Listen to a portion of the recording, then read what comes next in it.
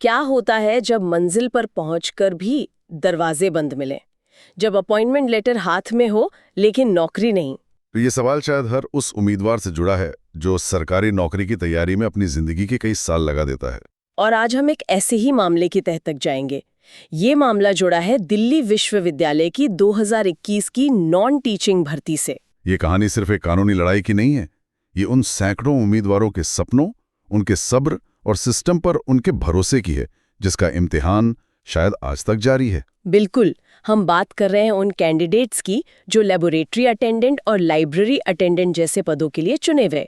उन्हें नियुक्ति पत्र भी मिल गए, लेकिन फिर ज्वाइनिंग से ठीक पहले यूनिवर्सिटी ने पूरी प्रक्रिया पर रोक लगा दी। और कारण क्या दिया? कि परीक्षा में बड़े पैमाने पर धांधली हुई है। और यहीं से इस कहानी का सबसे बड़ा टकराव शुरू होता है। एक तरफ दिल्ली विश्वविद्यालय जो कुछ पैटर्न के आधार पर धांधली का दावा कर रहा था, और दूसरी तरफ थी देश की सबसे बड़ी परीक्षा एजेंसी नेशनल टेस्टिंग एजेंसी यानी एनटीए, जिनका कहना था कि परीक्षा पूरी तरह निष्पक्ष और सुरक्षित थी। बिल्कुल।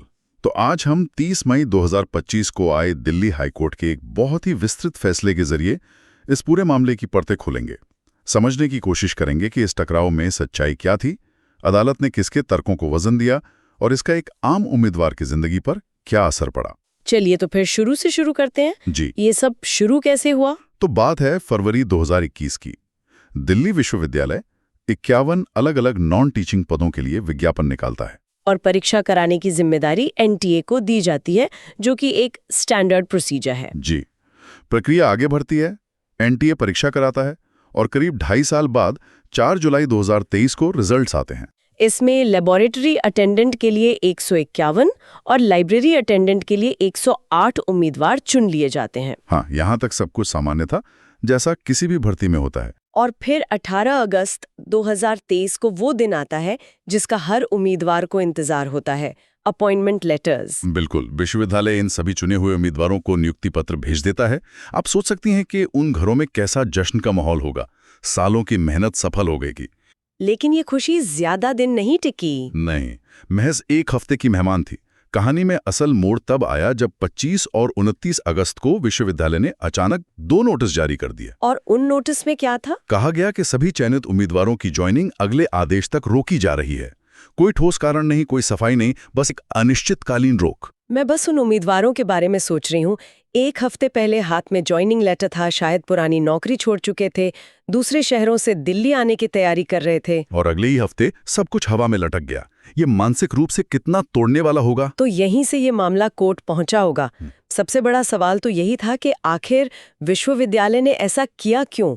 बिल्कुल, नियुक्ति पत्र जारी करने के बाद ऐसा क्या हो गया कि उन्हें पूरी प्रक्रिया ही रोकनी पड़ी। तो आखिर विश्वविद्यालय के आरोप थे क्या? किस आधार पर उन्होंने ये इतना बड़ा कदम उठाया? यहीं पर यह मामला बहुत दिलचस्प हो जाता है।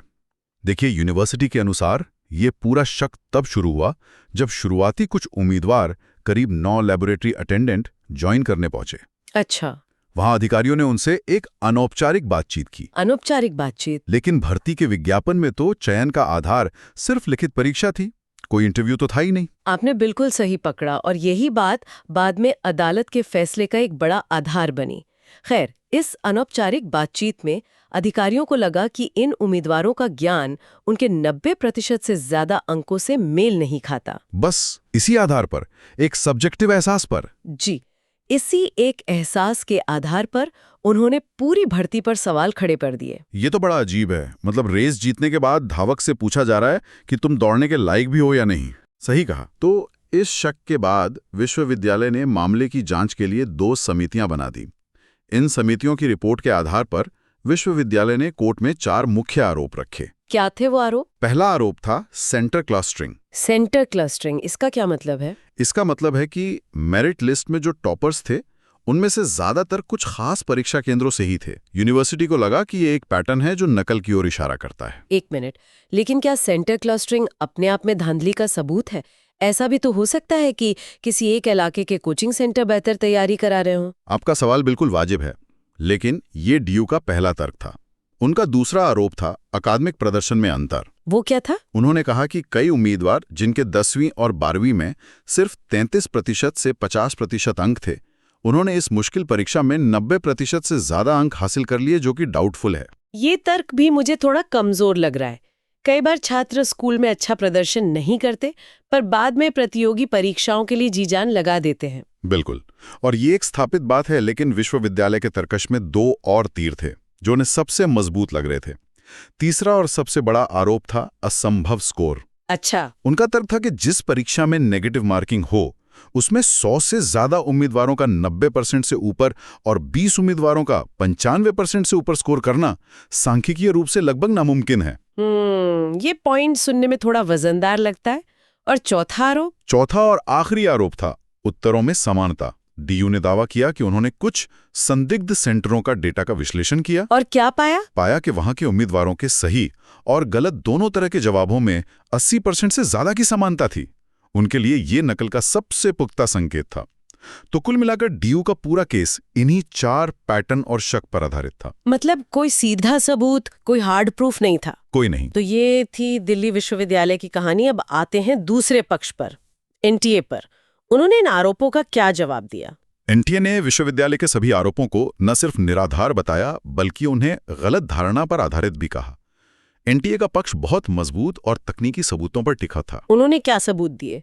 उन्होंने अदालत के सामने अपनी परीक्षा प्रणाली की पूरी प्रक्रिया खोलकर रख दी।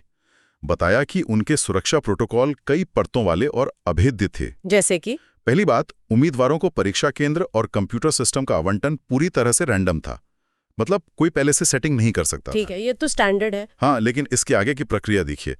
परीक्षा इंटरनेट पर नहीं, बल्कि एक सुरक्षित लोकल एरिया नेटवर्क यानी लैन पर हुई थी। अच्छा, इसका मतलब ये हुआ कि कोई बाहर से सिस्टम को हैक या रिमोट पर एक्सेस नहीं कर सकता था। बिल्कुल। इससे ऑनलाइन चीटिंग की संभावना ही खत्म हो गई। इतना ही नहीं, प्रश्न पत्र एन्क्रिप्टेड फॉर्मेट में भेजे गए थे और हर उम्मीदवार के लिए प्रश्नों का क्रम अलग-अलग था, जिसे क्वेश्चन जंबलिंग कहते हैं। जी, मतलब अगर 2 लोग अगल-बगल बैठकर नकल करने की कोशिश भी करें तो उनके स्क्रीन पर सवाल ही अलग-अलग क्रम में होंगे। ये तो काफी मजबूत इंतजाम है। और फिजिकल सिक्योरिटी, सेंटरों पर क्या व्यवस्था थी? वो भी उतनी ही सख्त थी।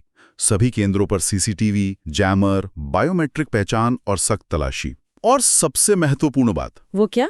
हर केंद्र पर स्वतंत्र पर्यवेक्षक मौजूद थे, जिनमें दिल्ली विश्वविद्यालय के अपने प्रोफेसर भी शामिल थे, और उनमें से किसी ने भी अपनी रिपोर्ट में किसी गड़बड़ी का जिक्र नहीं किया। ये तो बहुत बड़ा पॉइंट है।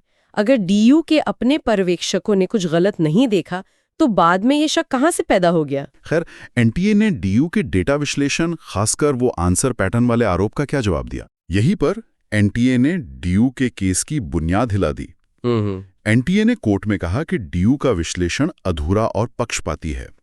वो सिर्फ कुछ चुने हुए उम्मीदवारों और कुछ संदिग्ध सेंटरों पर आधारित है। और एनटीए ने क्या किया? एनटीए ने कहा कि हमने सभी उम्मीदवारों के डेटा का विश्लेषण किया है और विश्लेषण में ये सामने आया कि गलत जवाबों में जो पैटर्न दिखा, वो सिर्फ चुने हुए उम्मीदवारों में नहीं, बल्कि परीक्षा देने वाले लगभग सभी उम्मीदवारों में समान था। अरे वाह!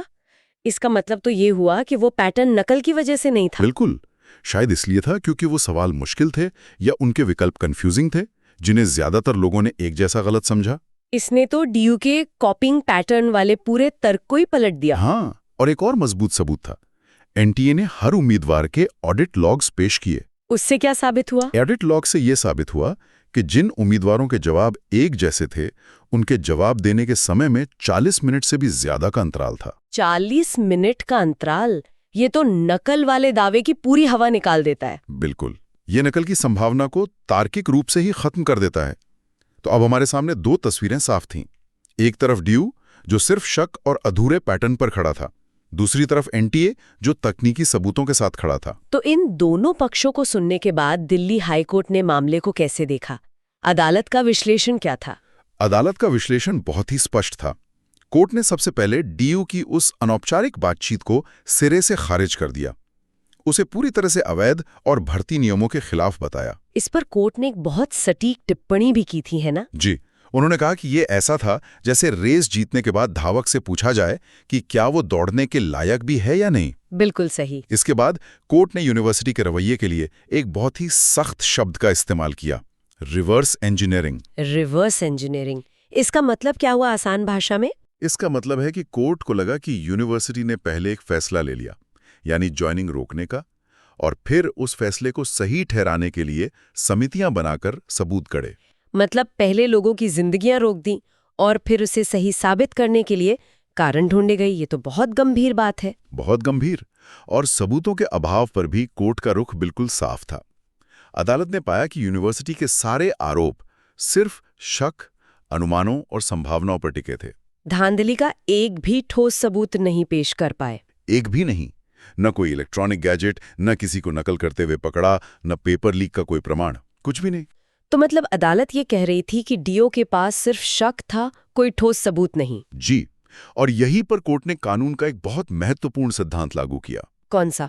सबूत का बोझ, बर्डन ऑफ प्रूफ, हमेशा आरोप लगाने वाले पर होता है। इस मामले में डीयू आरोप लगा रहा था, तो धांधली साबित करने की जिम्मेदारी भी उन्हीं की थी जो वो नहीं कर पाए। इसीलिए कोर्ट ने डीयू के फैसले को मनमाना और बिना ठोस आधार का करार दिया। बिल्कुल। अदालत ने एनटीए के सुरक्षा प्रोटोकॉल पर पूरा भरोसा जताया और माना कि वो बहुत मजबूत थे। और शक और सबूत को लेकर भी कोर्ट ने एक बहुत जरूरी बात कही थी। जी। कोर्ट ने सुप्रीम कोर्ट के कई पुराने फैसलों का हवाला देते हुए दोहराया, शक कितना भी गहरा क्यों ना हो, वो कभी भी सबूत की जगह नहीं ले सकता। ये एक लाइन इस पूरे केस का सार है। और शायद ये भी कहा था कि पूरी भर्ती रद्द तभी होती है जब धांधली बहुत बड़े स्तर पर हो। हाँ, जब दागी और बेदाग उम्मीदवारों को अलग करना ही नामुमकिन हो जाए। यहाँ तो डीयू एक भी उम्मीदवार पर धांधली साबित नहीं कर पाया। फैसले के अंत में कोर्ट ने कोई कड़ी टिप्पणी भी की थी। बहुत कड़ी। कोर्ट ने अपने फैसले में लिखा, यह मामला निष्पक्षता की घोर उपेक्षा और प्रेरित तर्क, मोटिवेटेड रीजनिंग का एक उत्कृष्ट उदाहरण है और विश्वविद्यालय को आत्मनिरीक्षण करना चाहिए। ये तो बहुत ही तीखी और गंभीर आलोचना है किसी भी संस्थान के लिए। यकीनन। तो इन सभी विश्लेषणों और तीखी टिप्पणियों के बाद कोर्ट का अंतिम आदेश क्या था? उम्मीदवारों को क्या राहत मिली? आदेश बिल्कुल स्पष्ट और सीधा था। कोर्ट ने अगस्त 2023 के डीयू के उन दोनों नोटिफिकेशंस को रद्द कर दिया जिनके जरिए ज्वाइनिंग रोकी गई थी। और ज्वाइनिंग के लिए क्या निर्देश दिए?